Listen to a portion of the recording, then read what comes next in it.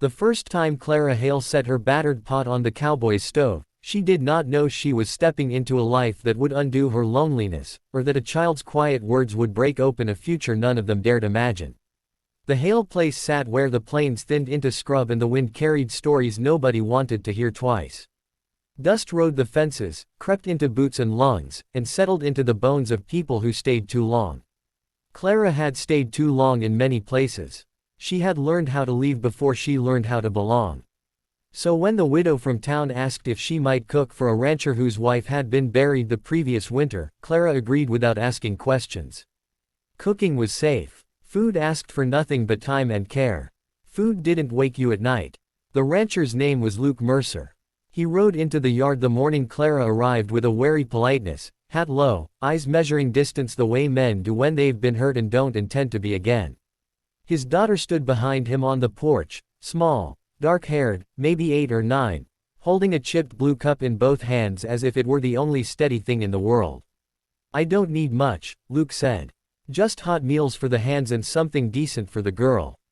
Clara nodded. She was used to being told what was needed of her.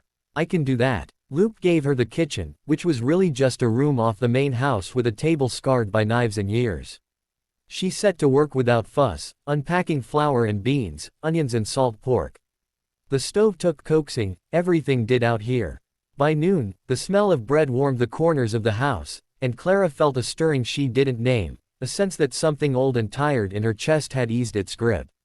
The girl lingered in the doorway as Clara kneaded dough, eyes following the rhythm of hands and flour.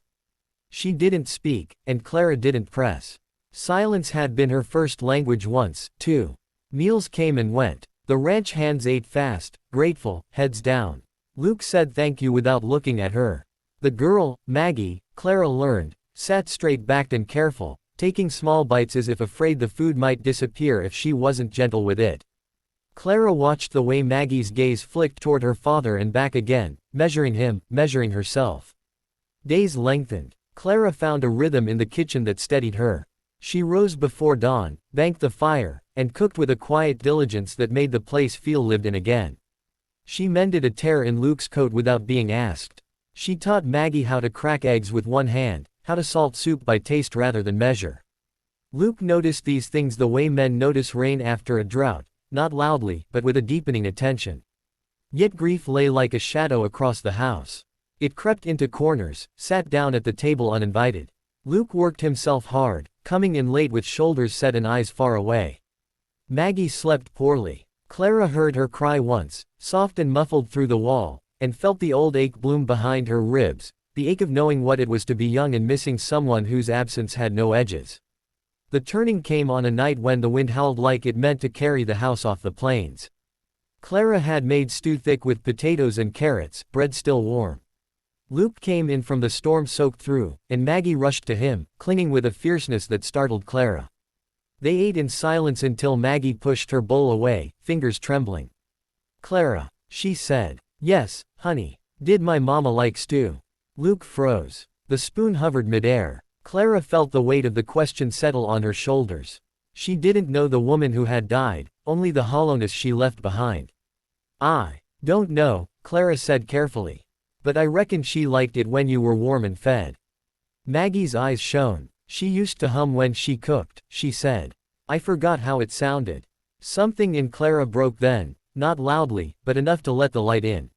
She began to hum as she cleared the dishes, a tune her own mother had sung when times were lean.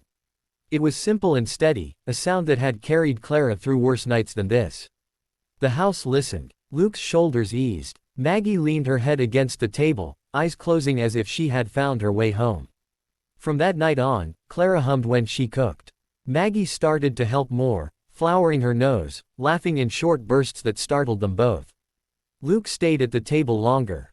He began to talk, not about his wife at first, but about the land, the horses, the way the sky could look like a promise if you caught it right. The ranch hit trouble when the spring rains failed. Crops withered. Cattle grew thin. Luke counted money late into the night, jaw clenched. Clara stretched meals and saved scraps. Maggie watched with the serious eyes of a child who understood more than she should. One evening, Luke told Clara he couldn't keep her on. He said it kindly, his voice tight with regret. Clara nodded, already packing her things in her mind.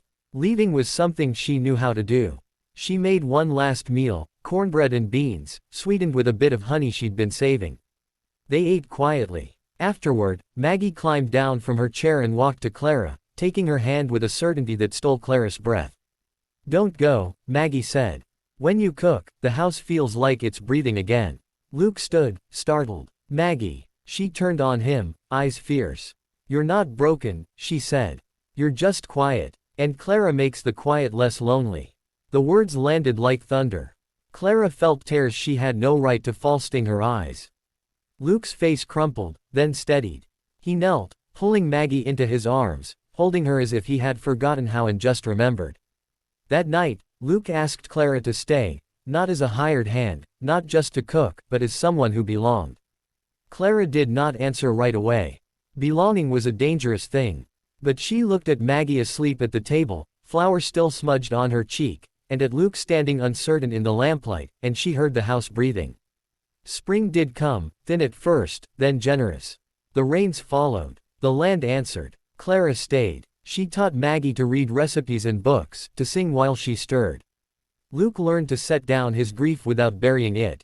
He learned that love could look like a pot on a stove, like a song hummed into corners, like a child brave enough to say what adults could not.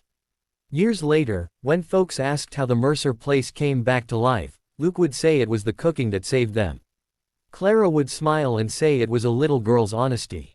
Maggie would just hum, because she knew the truth. Sometimes, the simplest acts, feeding one another, speaking what matters, can change everything. And the house on the plains breathed on, full and warm, a testament to the quiet power of care.